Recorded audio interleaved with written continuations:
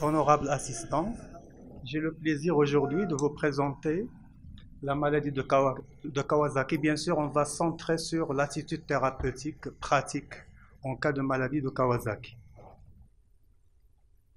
Alors, la maladie de Kawasaki, c'est une vascularite diffuse qui est due à plusieurs facteurs. Il y a les facteurs de l'environnement, surtout viraux, qui déclenchent des phénomènes immunologiques de façon anormale et bien sûr sur un terrain génétique prédisposé. Là, c'est la physiopathologie et l'évolution de la vascularite sur le plan anatomique et physiologique.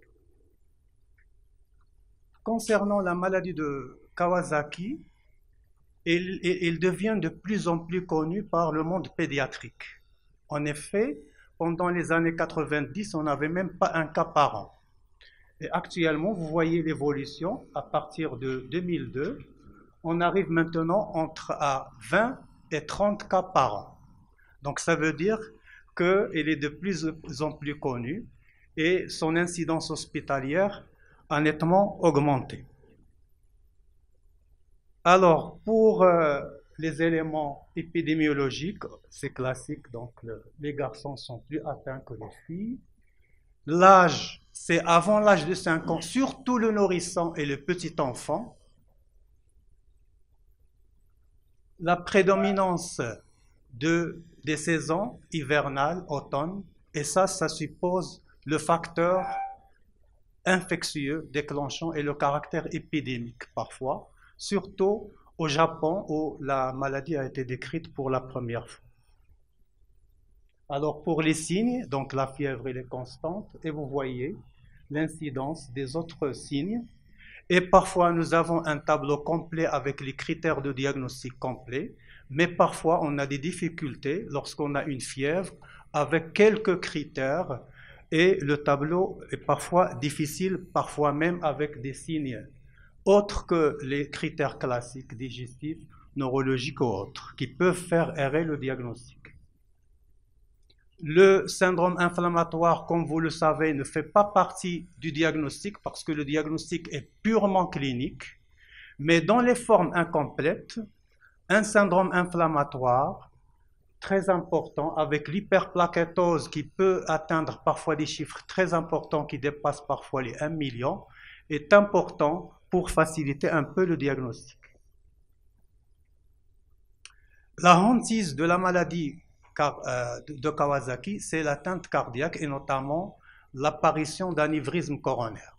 C'est vrai au début de la symptomatologie, lors des premiers jours, on a des difficultés parce que le tableau parfois n'est pas incomplet et on n'a pas cette atteinte coronarienne se développe à partir de la 2e semaine de l'évolution. Et donc il faut connaître les facteurs prédictifs et les facteurs de mauvais pronostic qui peuvent supposer l'augmentation de l'incidence de cette atteinte coronarienne. Ce qu'il faut dire que dans notre pratique courante, c'est que le facteur le plus important, c'est le retard de diagnostic. Lorsqu'on a un malade qui est vu tardivement, surtout dans les formes incomplètes, et on fait l'échographie tardivement, on trouve souvent des anévrismes et parfois des anévrismes géants qui peuvent entraîner une thrombose et un infarctus du myocarde. Voilà donc pour les signes cliniques, lorsqu'on a des tableaux typiques avec tous les signes, la conjonctivite, l'éruption, l'œdème inflammatoire des mains et des pieds. Le diagnostic, bien sûr, l'éruption, il est très variable. Toute éruption fébrile du nourrisson est une maladie de Kawasaki jusqu'à preuve du contraire. Donc ça, c'est une règle pédiatrique. Toute éruption fébrile qui n'a pas de cause évidente doit être considérée ou doit faire suspecter fortement une maladie de Kawasaki. Un facteur supplémentaire actuellement, c'est l'érythème avec la desquamation du siège. C'est un signe précoce parce que la desquamation des extrémités, lorsqu'on n'a pas les œdèmes inflammatoires des mains et des pieds au début, la desquamation elle est tardive. Mais toujours il faut voir le siège de l'enfant. Si vous avez un aspect comme ça permet de poser le diagnostic au début, à la première semaine de l'évolution. Et ça, c'est un facteur supplémentaire qui a facilité le diagnostic clinique de la maladie de Kawasaki. Voilà, les adénopathies, c'est pas très fréquent, mais ça permet, lorsqu'on a une adénopathie qui dépasse ou égale à 2 cm, surtout cervicale, bien sûr avec les autres signes cliniques. Voilà donc en résumé l'évolution clinique, des critères cliniques de la maladie en fonction du temps. Lorsqu'on a des troubles digestifs, parfois des douleurs abdominales, parfois des vomissements, il faut toujours faire une échographie abdominale à la recherche d'un hydrocholécyste. Dans notre expérience, on l'a trouvé dans 5% des cas, mais dans les formes atypiques, incomplètes, lorsque vous avez un hydrocholécyste, ça permet presque de signer la maladie. C'est très en faveur, mais il ne fait pas partie des critères classiques. Voilà, donc voilà pour les œdèmes. Au début, lorsqu'on a les œdèmes des mains et des pieds, c'est facile, mais tardivement, parfois, on doute pour le diagnostic, mais lorsqu'on voit la desquamation a posteriori, après 2 semaines, 3 semaines, ça signe pratiquement le diagnostic, même si la forme est incomplète. Donc, comment faire? Comment faire? Donc, lorsqu'on a une forme complète avec la fièvre, 5 jours et plus, lorsqu'on a les critères, au moins 4 critères sont dans la définition japonaise classique, le diagnostic ne fait pas de doute, donc on donne le traitement classique de la maladie de Kawasaki. Dans les formes incomplètes, et lorsqu'on voit le malade trop rapidement, dans les premiers jours, alors à ce moment-là, c'est l'intérêt du bilan inflammatoire, ça nous aide. Donc s'il y a un syndrome inflammatoire, l'échographie faite précocement, on l'a déjà dit, les anévrismes coronaires n'apparaissent pas au début, mais on a des petits signes à l'échographie qui permettent d'orienter le diagnostic, à savoir, on peut avoir une péricardite, on peut avoir une myocardite, c'est rare mais ça existe, ça aide au diagnostic. On peut avoir une fuite mitrale, une fuite aortique, mais surtout des petites anomalies au niveau des artères coronaires. On peut avoir un petit épaississement des coronaires. D'accord? Et donc, ça permet de nous orienter, surtout dans les formes incomplètes, pour avoir la main facile pour l'attitude thérapeutique. Donc, qu'est-ce qu'on donne comme traitement? Alors, on donne les immunoglobulines intraveineuses à la dose de 2 grammes par kilo. C'est une perfusion en 12 heures. Bien sûr, lors de la perfusion, si l'enfant a des frissons, des mauvaises tolérances, on peut allonger, faire par exemple, allonger la durée en 16 heures de perfusion. Donc, on donne toute la dose pendant 12 heures. S'il y a des frissons, des petits signes comme ça, donc on peut allonger. Ça permet une bonne tolérance pour l'enfant. À côté des immunoglobulines intraveineuses qui sont données en première intention, on donne aussi les salicylés à dose anti-inflammatoire, 80 à 100 mg par kilo par jour. Et après, on va suivre l'évolution. Si la fièvre, malheureusement, persiste, et ça persiste dans les formes sévères qui sont très évolutives, et l'enfant reste en mauvais état général, alors après 48 heures, si ça ne marche pas, on est obligé de donner une deuxième perfusion d'immunoglobulines, toujours à la même dose, 2 grammes par kilo. Si la fièvre disparaît et l'état général généralement s'améliore progressivement, on continue avec les salicylés. Si, malgré la deuxième perfusion d'immunoglobulines, ça ne marche pas, l'enfant reste fébrile, alors on passe à la corticothérapie avec des bolus de solu-médrol. En général, on donne une dose de 30 mg par kilo en 3 bolus, 3 jours de suite. Et ça, souvent, ça marche très bien. Donc, on n'a pas de problème. L'évolution est généralement favorable. Et après, on va bien sûr continuer avec les salicylés. Comment on surveille ces enfants? Bien sûr, la fièvre, c'est l'élément clé avec les signes généraux. Et on va continuer les salicylés. Tant qu'il y a un syndrome inflammatoire, on donne les doses anti-inflammatoires. Lorsque l'état général s'améliore, l'enfant commence à avoir de l'appétit et la VS, la CRP, les éléments inflammatoires diminuent, on peut passer à la dose moyenne de 30 mg par kilo de salicylate. Et lorsqu'on a la disparition totale du syndrome inflammatoire, on donne une dose antiagrégante plaquettaire de salicylate de l'ordre de 3 à 5 mg par kilo par jour de façon quotidienne. Mais le problème, c'est de reconnaître, bien sûr, et de faire une surveillance régulière de ces malades, bien sûr, au début en milieu hospitalier. Bien sûr, il faut faire l'ECG, l'électrocardiogramme, l'échocardiographie et éventuellement la radio pulmonaire. Et l'échocardiographie sera répétée au moins une fois par semaine. Et les anévrismes coronaires, on l'a déjà dit, donc ils apparaissent à la fin de la deuxième semaine. Et le risque élevé d'avoir des anévrismes coronaires, il y a plusieurs scores, mais on a résumé la situation lorsqu'on a un âge inférieur à 1 an. Le sexe masculin, il est plus pourvoyeur d'anévrisme coronarien.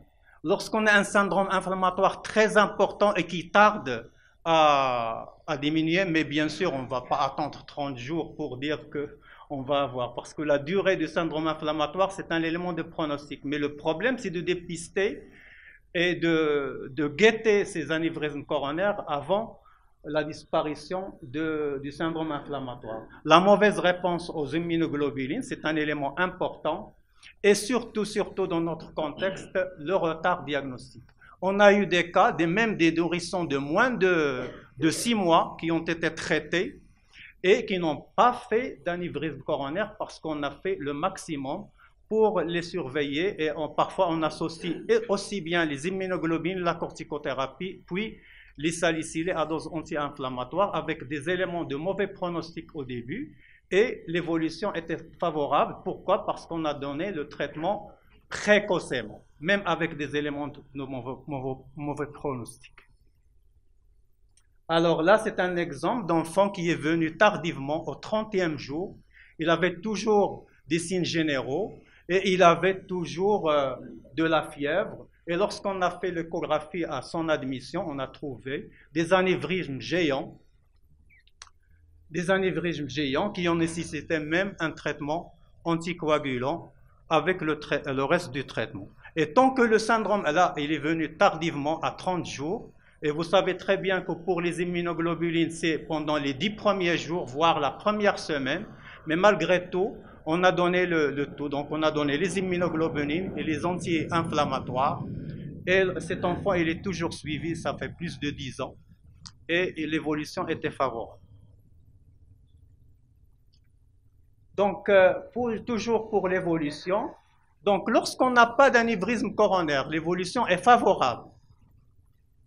On donne, bien sûr, après disparition du syndrome inflammatoire, l'aspirine à dose anti-agrégante plaquettaire pendant 3 mois. Et puis, après 3 mois, l'enfant, il est bien, on arrête les salicylates.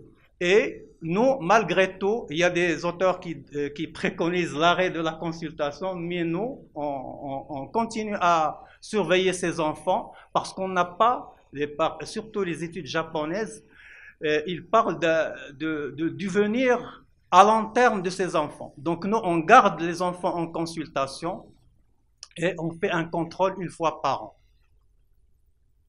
Lorsqu'on a des anévrismes coronaires, lorsque les anévrismes sont importants, alors on est obligé de mettre les enfants sous calciparine à faible poids moléculaire, type fraxiparine, en sous-cutané, et bien sûr à la phase inflammatoire.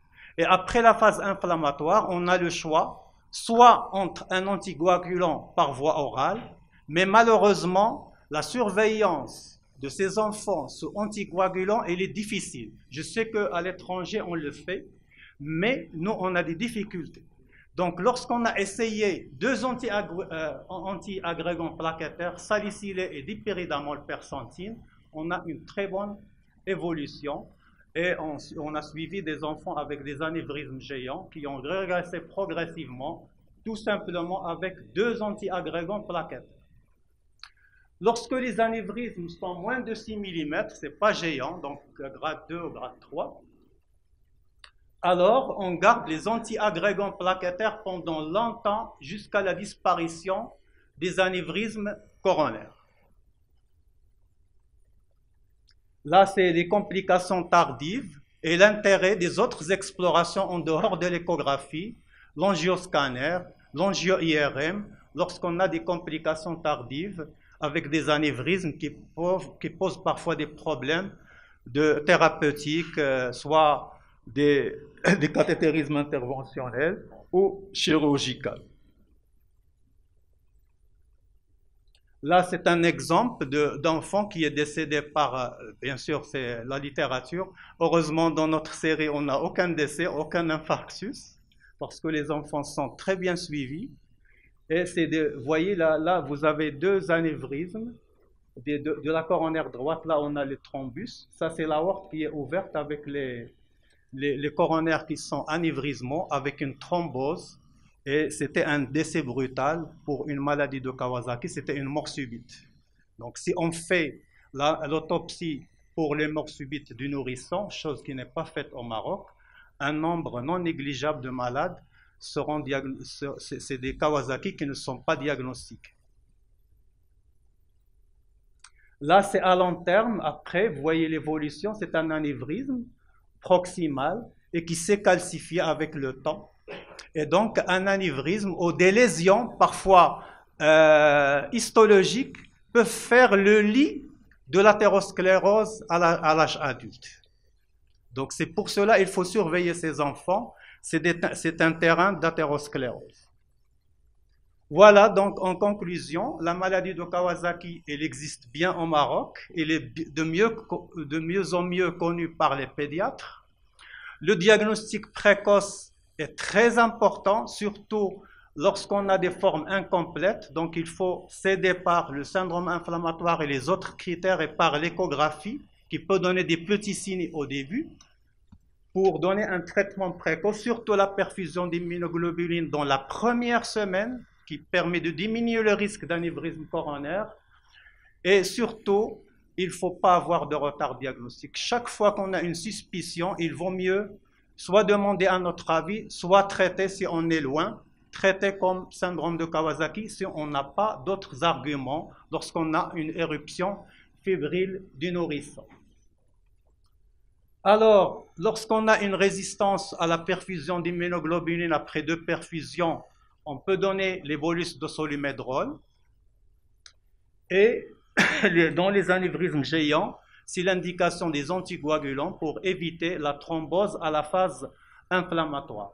Et comme on l'a déjà dit, des lésions anévrismales parfois qui ne sont pas très importantes peuvent faire le lit de l'athérosclérose à l'âge adulte. Et je vous remercie.